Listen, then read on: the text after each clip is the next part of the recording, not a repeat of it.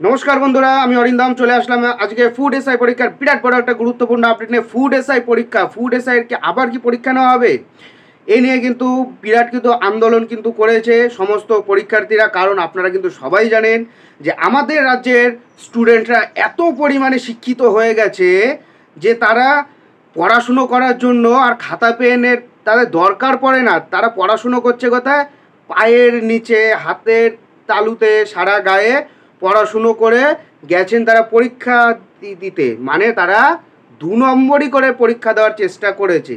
2-4 জন ধরা পড়েছে, বাকিজন ধরা পড়েনি।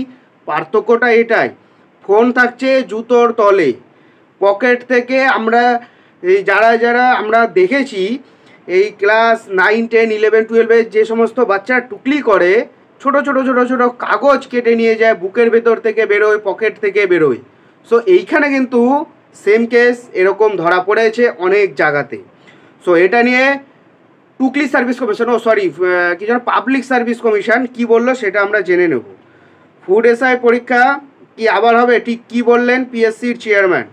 গত 16ই মার্চ এবং 17ই মার্চ পাবলিক সার্ভিস কমিশনের মাধ্যমে ফুড এসআই এর যে পরীক্ষাটা নেওয়া হয়েছিল সেই পরীক্ষা সম্পর্কে চারিদিকে বিভিন্ন রকমের দুর্নীতির খবর পাওয়া গেছে।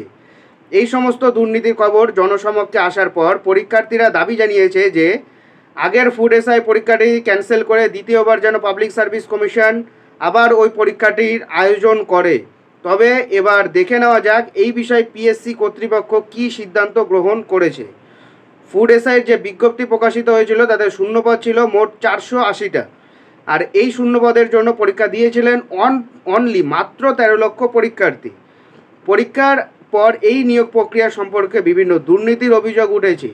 পরীক্ষার আগেই নাকি ফুড এসআই পরীক্ষার প্রশ্নপত্র ফাঁস হয়ে গেছে, এমনকি প্রশ্নের উত্তরপত্র বাজারে চড়া দামে বিক্রি করার অভিযোগ উঠেছে। এরপর শুরু হয় পাবলিক সার্ভিস কমিশন অফিস গেটের সামনে অভিযান। পরীক্ষার্থীরা 19 এবং 20 মার্চ পাবলিক সার্ভিস কমিশন অফিসের সামনে কিন্তু অভিযান চালায়।